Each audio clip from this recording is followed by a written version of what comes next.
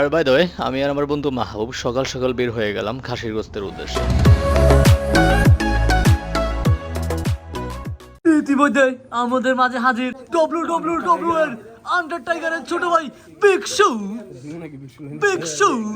খাওয়া হবে, খাওয়া, ঠিক আছে।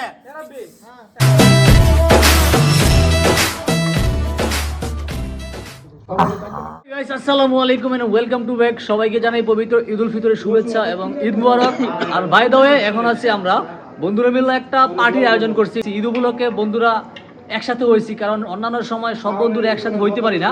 আর এখন একটু আমরা ফ্ল্যাশব্যাকে যাই, যে সকাল থেকে আমরা বাজার টাজার করছি, কিভাবে কি আজকে অ্যারেঞ্জমেন্ট করতেছি। আর বাই দ্য ওয়ে, আমি আর আমার বন্ধু মাহবুব সকাল সকাল বের হয়ে গেলাম খাসির গোস্তের উদ্দেশ্যে। আমাদের বাউশিয়া, তারপর আমাদের ববেরচর বাজার, কোথাও খাসির গোস্ত না পাইয়া আমরা বের হয়ে গেলাম সোনারগাঁয়ের উদ্দেশ্যে। শুনছি সেখানে গিয়ে খাসির গোস্ত অ্যাভেলেবেল পাওয়া যায়। সো দেরি না করে বের হয়ে গেলাম দুই বন্ধু। আর দেখেন, মানে পাবলিক কতটা, কি বলবো, এইখান দিয়েই পার হওয়া লাগবে, ঠিক আছে। কি আর করার, আমিও পার হইছি, আমিও তাদের কাতারেই পড়ে গেলাম। কারণ কি আর করার, এইখানটা পার হব, তারপর গাড়ি এসে লাগাই দিলে গাড়িওয়ালার দোষ দিয়ে দিব। এটা হলেছে বাংলাদেশ, বাঙালির মূল কাজ। নিজের দোষটা কখনোই দেখবো না, কিন্তু গাড়িওয়ালায় যে লাগাই দিছে, কি কারণে লাগাইছে, কার দোষে লাগাইছে, সেটা না দেখে গাড়িওয়ালারে দোষ দিয়ে দিব আর কি। যাই হোক, আমরা সোনারগাঁ বাস স্ট্যান্ডে চলে আসছি। এখানে পরিবেশটা একটু লোকালয় কম, কারণ সকাল সকাল মানুষের একটু আনাগোনা কম। আর এইদিকে সবচেয়ে সুন্দর বিষয় হইল কি, সকালবেলা আসলে কি সব কিছু তো তাজা পাওয়া যায়। আর গ্রামের যেই সবজি টবজি যা আছে সকাল সকাল, এগুলো ফুটপাতে বা রাস্তার পাশে সকাল সকাল বিক্রি করে, এইগুলো এখান থেকে নেওয়া যায় আর কি। সোনারগাঁ চৌরাস্তা বাজারের ভিতরে ঢোকার পর একটা পরিবেশ আমার কাছে খুবই ভালো লাগছে। তাদের ভিতরে যে পরিবেশটা, পরিপাটি, তার গুছানো জিনিসটা আসলে খুব সুন্দর লাগছে। মানে সেক্টর বাই সেক্টর, মানে সাইড বাই সাইড তাদের সব কিছু ভাগ করা, মানে কোনোটার সাথে কোনোটা হজবরো অবস্থায় নাই। যে গরুর সাথে শুটকি, শুটকির সাথে মাছ, এই ধরনের কোনো তাদের বেখালি বা এই ধরনের কোনো কিছু দেখলাম না আর কি। আর আমরা যেগুলো খুঁজতেছিলাম গরু বা খাসির কোন দিকে বসে, বাট আমরা পেয়ে গেলাম। এইখানে মোটামুটি 10-15 মিনিট আগে একটা খাসি জবাই করে এখানে ঝুলে রাখছে, আরও 3-4টা খাসি জবাই হইতেছে। আমরা একটা রান নিয়ে ফেললাম, ঠিক আছে। আমরা চাইছিলাম যে একটা রানের ওজন হবে 3 থেকে 4 কেজির মতন। সো আমরা 4 কেজি ওজনের একটা রান পেয়ে ফেললাম। সো সেটারই আমরা বললাম যে পিস পিস করে আমাদের সুন্দর মতন কইরা দেওয়ার জন্য। সেই জন্য সেটাও মামা, কসাই মামা, সেটার পিস পিস করে আমাদেরকে সুন্দর মতন পরিবেশন করতেছে আর কি।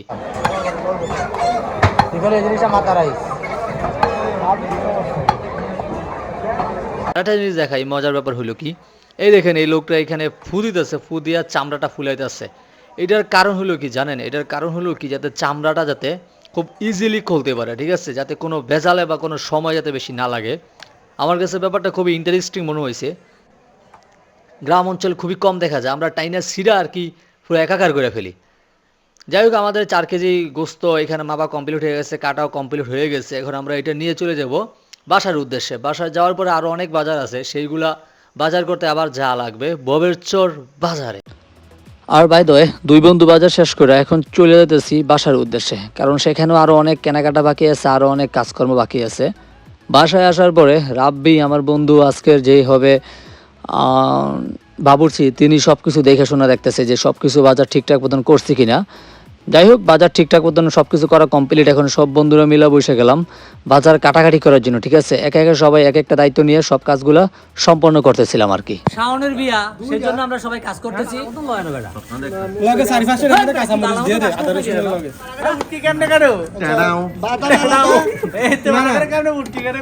আর মুরব্বির কথা কি বলবো বলেন, সে তো ভাই ঘরের সব কাজ করে, কোনো সমস্যা নাই। একেবারে বাবার স্টাইলটা দেখছেন না, একেবারে বাবার স্টাইলটা দেখছেন না, একেবারে ঘরের মহিলা। আর আমরা সব দ্রুতই বন্ধুরা মিলে আদা রসুন পেঁয়াজ টেজ এগুলো যা আছে কাটাকাটি করে ব্লেন্ডার করে পুরো কমপ্লিট করে ফেলছি। এখন হইতেছে আমাদের চুলা ধরানোর পালা। রাব্বি অলরেডি নিচে গেছে চুলা ধরানোর সরঞ্জামপত্র নিয়ে আসার জন্য। আর ইতিমধ্যেই আমাদের চুলা ধরানোর কাজটা পুরা কমপ্লিটলি রাব্বি সুন্দর মতন কাজটা করে ফেললো আর কি। আর একটা মজার ব্যাপার হলো কি, যেহেতু আমরা পাতিলে রানবো, চুলা দিয়ে রান্না করব, মানে কাঠ-টুট দিয়ে রান্না করব, পাতিলে কালি পড়ার চান্স আছে, সেই জন্য পাতিলের তলা দিয়ে একটু কাদামাটি মাইখে নিলাম যাতে কালি না পড়ে।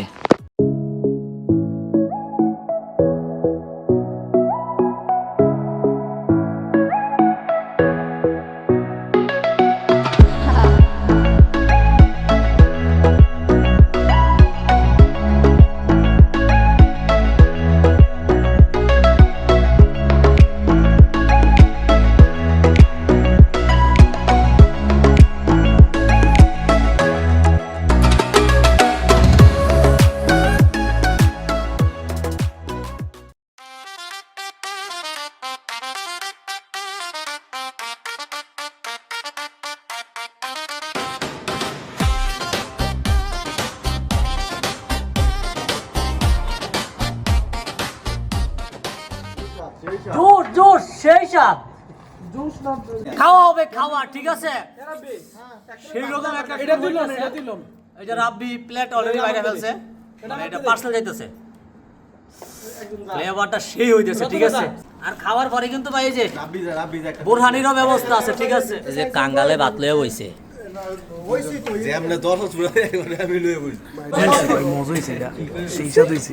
কি রে রতন?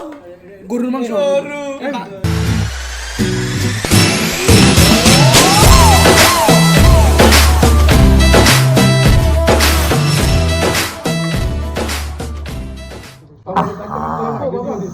সেই চাপ, সেই চাপ।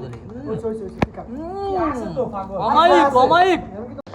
আর ভাই দোয়ে বন্ধু বান্ধব মিলে সুন্দর একটা মুহূর্ত পার করলাম। আর ভিডিওটা এখানেই শেষ করতেছি, দেখা হচ্ছে পরবর্তী নতুন কোন এক ভিডিওতে। আর আজকের আড্ডাটা, আজকের খাবারটা ভাই সেই রকম হয়েছে, ঠিক আছে? বইলেও বোঝাতে পারবো না। আর বন্ধু বান্ধব একসাথে হওয়ার পরে যে একটা আনন্দ করতে পারছি, খাবার থেকে আরো বেশি এনজয় করছি আর কি জিনিসটা।